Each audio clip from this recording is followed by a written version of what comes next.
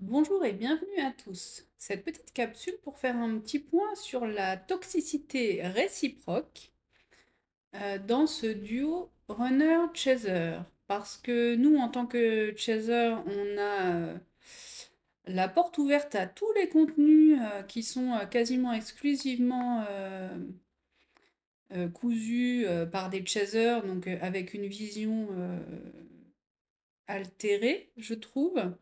La toxicité est à regarder de façon neutre, avec un petit peu de recul de chacun des côtés. Donc je vais essayer de faire ça aujourd'hui. Il n'est pas question de faire une propagande ni pro-chaser, ni une propagande pro-runner. Mais chacun a sa propre responsabilité dans cette histoire.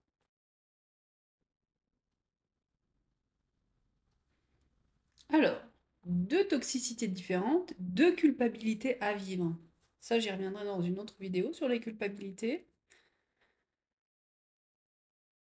Réfléchissons de façon pragmatique. Qu'est-ce qu'être toxique? Du latin toxicum, poison. C'est assez simple. C'est quelque chose de nocif pour notre intégrité corporelle ou psychologique.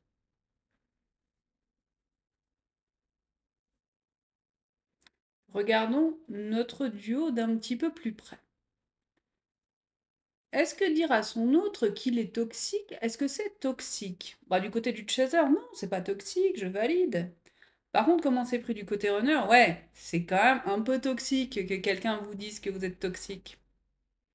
Côté runner, dire à son autre qu'il est juste un ami ou une amie, bah c'est pas toxique pour le runner. Comment c'est pris du côté de chaser? Ouais, c'est validé super toxique du côté du chaser. Quand le chaser crée des faux profils pour aller surfer sur les réseaux sociaux et faire de l'espionnage, est-ce que c'est toxique? Bah, du point de vue du runner, ouais, c'est super toxique d'avoir quelqu'un qui vous flique de façon anonyme. Quand le runner dit à son autre qu'il ne l'aime pas, il est juste honnête envers lui-même en fait. Est-ce que c'est pris de façon toxique pour le chaser? Oui, c'est quand même sacrément toxique. Harceler son autre pour qu'il réponde à des textos, ça vous paraît super légitime à vous les chasers. Mais c'est super toxique du point de vue du runner. Pourquoi il serait obligé de faire ça? De répondre immédiatement. Quand le runner vient gratter à la porte pour avoir juste du sexe parce qu'il y a un lien génial entre nous, mais qu'il veut rien d'autre, bah c'est sacrément toxique, hein, vu du côté du chaser, hein. On n'est pas dans la légèreté du runner. Lui veut son autre pour l'espionner. Ça fait partie des choses que j'ai découvert que les chasers font. Bah, oui, c'est quand même sacrément toxique pour le runner d'être suivi, même s'il le sait pas. Pour le runner, rester dans sa petite vie bien confortable, mais venir réclamer des choses auprès de son chaser, ça c'est super toxique. En résumé, le runner est un enfant, il déteste le contrôle, les responsabilités, les contraintes, l'impression de privation de liberté, les obligations, écouter ses émotions, assumer ses choix et prendre des décisions. C'est un enfant. Le chaser déteste l'oisiveté, l'irresponsabilité, le lâcher-prise, le manque de rigueur.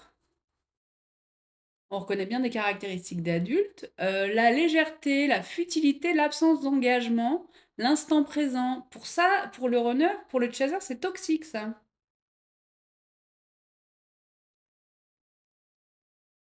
Chacun des comportements de l'autre est vécu comme toxique. Oui, c'est pas juste le runner qui fait des trucs toxiques. 50-50. Un runner qui est harcelé par des textos tellement longs que c'est des pièces jointes avec les notes dans le téléphone et qui s'aperçoit qu'il est suivi, est-ce qu'il a la possibilité de croire que c'est toxique? Oui, c'est toxique quand même un petit peu, hein, d'être harcelé par un psychopathe. Parallèlement, le chaser qui donne toute sa patience, son amour à quelqu'un sans limite, Et quelqu'un qui vous dit ouvertement qu'il vous aime pas, au bout d'un moment, il se pose la question de savoir s'il est quand même en présence d'un pervers narcissique. Donc, là aussi, on est quand même dans une relation qu'on peut largement classer comme toxique. Mais je vais finir mes vidéos comme à chaque fois, c'est juste une étape, c'est le début, c'est la guerre des égos. C'est la lutte qui fait qu'on a à comprendre qu'il y a autre chose à vivre. C'est la goupille qui permet de comprendre que la relation n'est pas une relation classique en fait. Sinon, il suffirait de fermer la porte définitivement. Enfin, quand on rencontre quelqu'un qui nous fait souffrir autant que cette relation est souffrante, euh, dans un autre cas, on ferme la porte, on n'entend plus parler de la personne et puis c'est fini. Alors qu'il y a, c'est l'attraction énergétique, c'est ce lien incroyable qui nous fait chercher d'ailleurs. Qu'est-ce qu'est ce lien? Voilà pour ma petite mise au point personnelle concernant la toxicité que je considère tout à fait comme réciproque. C'est bien sûr pas une vision que j'avais à l'aube de la découverte de ce parcours. Tant qu'on pense qu'on est dans une relation classique, c'est quelque chose de toxique. Quand on prend un peu de recul et qu'on voit les blessures de chacun, eh bien on voit aussi que tout le monde a à soigner quelque chose. Et je ne pense pas que l'on soit flamme jumelle ou pas, quelle que soit la relation qu'on a avec un autre humain, que de le dénigrer ou de le juger fait avancer quoi que ce soit. C'est au contraire prendre du recul et analyser la situation qui met en lumière. Et c'est en passant son temps à incriminer les autres, quelle que soit la relation qu'on a avec ces autres, que on est dispensé d'avoir une réflexion sur soi. Le but de la vie, c'est pas de faire avancer les autres, c'est de faire avancer soi. Enfin, peut-être d'être en capacité de pouvoir offrir son aide à autrui, mais tant qu'on est dans le dénigrement de qui que ce soit, il y a du jugement, il y a de l'ego et de la non-considération. Donc, il y a un petit peu de travail de remise en question. Sur ce, je vous laisse avec cette notion de toxicité et je vous dis à très bientôt.